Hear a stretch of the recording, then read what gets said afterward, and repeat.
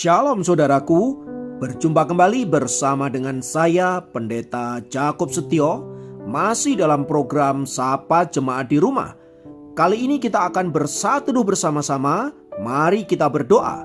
Bapa kami rindu, firman-Mu sungguh memberkati kami, dan biarlah melalui renungan firman itu, kami semakin dikuatkan, diteguhkan di dalam pengiringan kami akan Engkau.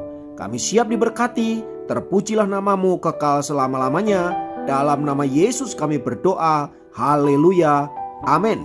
Firman Tuhan kali ini saya ambil dari Mazmur pasal pertama ayat 1 dan ayat yang kedua.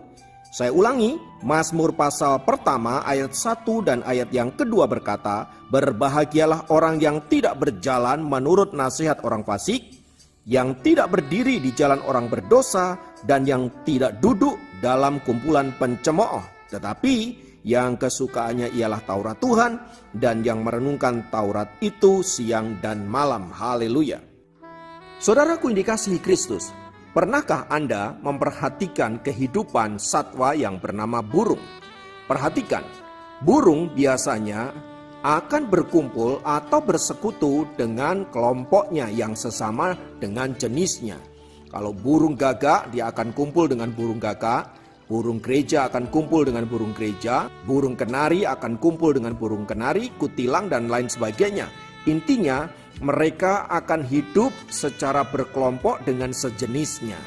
Tidak pernah kita mendapati burung-burung itu saling berkolaborasi, ya. Misalnya burung gagak ya tinggal deketan sama burung merpati, atau sebaliknya, atau burung kutilang misalnya tinggal deketan atau sama-sama cari makan dengan burung perkutut misalnya. Tidak mungkin itu terjadi. Nah, saudaraku dikasih Tuhan, sama seperti burung-burung itu yang hidup berkomunitas dengan kelompoknya masing-masing yang sama jenisnya dengan mereka, pun demikian juga dengan namanya manusia. Manusia umumnya dia akan suka berkumpul dengan orang-orang yang hobinya sama dengan dirinya, kesukaannya sama dengan dirinya, wawasan politiknya sama dengan dirinya, wawasan keagamaannya sama dengan dirinya, atau hal-hal yang lain yang intinya adalah selalu mencari mereka yang sama dengan dirinya.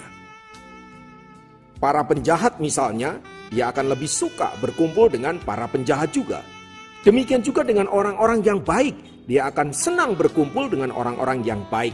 Mereka yang hobinya suka bola atau bersepeda atau bermain badminton, biasanya juga akan ngumpul dengan orang-orang yang hobinya sama. Pun demikian juga dalam kehidupan rohani. Orang-orang yang sukanya berdoa, sukanya pelayanan, sukanya memberi, sukanya menjadi berkat, biasanya akan merasa cocok dan klop dengan orang-orang yang sama.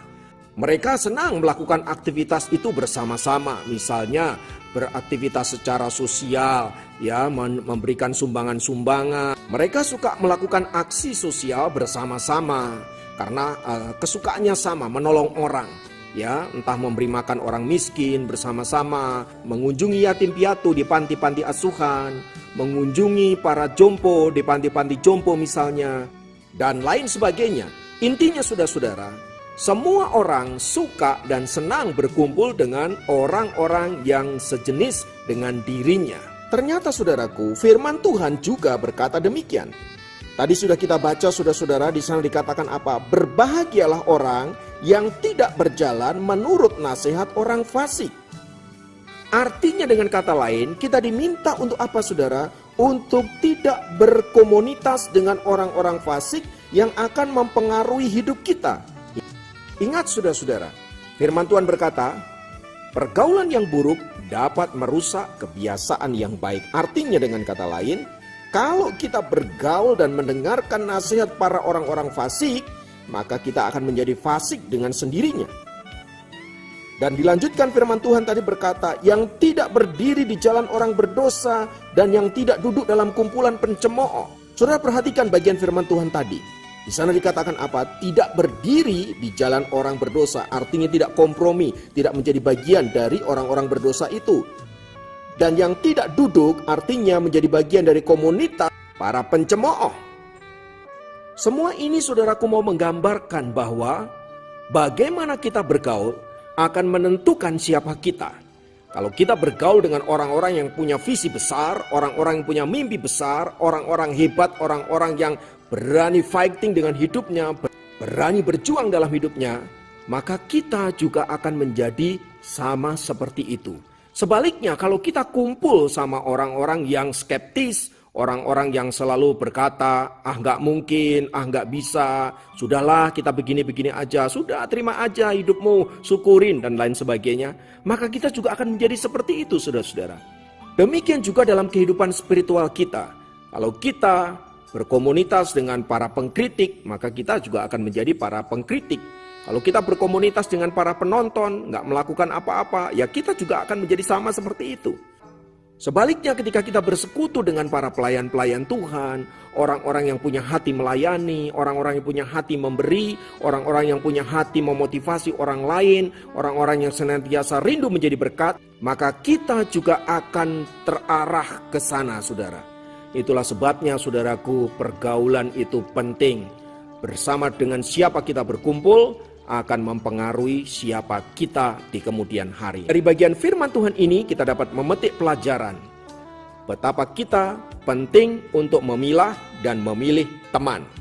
Mungkin orang kan berkata, gak usah pilih-pilih teman. Saudaraku, saya mau kasih tahu, memilih teman itu penting. Kalau kita gak pilih-pilih teman, maka kita sendiri yang akan rugi.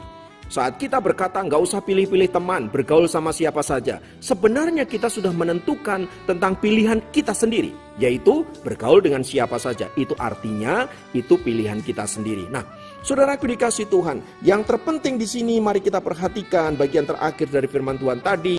Tetapi yang kesukanya ialah Taurat Tuhan, dan yang merenungkan Taurat itu siang dan malam. Artinya dengan kata lain begini saudara-saudara, kita perlu memilih teman, kita perlu memilih orang-orang yang dekat dengan kita. Dan yang lebih penting dari semua itu saudara, mari kita membangun hidup kita berdasarkan firman Tuhan. Mari bangunlah dirimu sendiri berdasarkan firman Tuhan, agar ketika engkau menjadi kuat, engkau bisa menjadi berkat bagi orang lain, engkau bisa menguatkan orang lain, engkau bisa menjadi terang, dan melaluinya nama Tuhan ditinggikan, dimuliakan. Haleluya. Bila firman Tuhan ini meneguhkan dan menguatkan Anda dimanapun berada, mari kita masuk dalam doa-doa kita. Bapa, dalam nama Yesus, kami tahu bahwa setiap hari kami akan bertemu dengan banyak orang. Tolong kami, mampukan kami agar kami senantiasa hidup menjadi berkat, hidup menjadi terang, dan menjadi saksi-saksi Tuhan yang baik. Berkatilah kami, tolonglah kami. Roh Kudus yang akan memberikan kami kekuatan, yang akan membuat kami menjadi pribadi-pribadi yang senantiasa berkemenangan, senantiasa hidup dalam kebenaran firman-Mu. Terima kasih Bapa di surga, terpujilah namamu kekal selama-lamanya. Dalam nama Yesus kami berdoa, haleluya, amin. Dapat memberkati Anda dimanapun berada. Sampai jumpa dalam program Sapa Jemaat yang lain.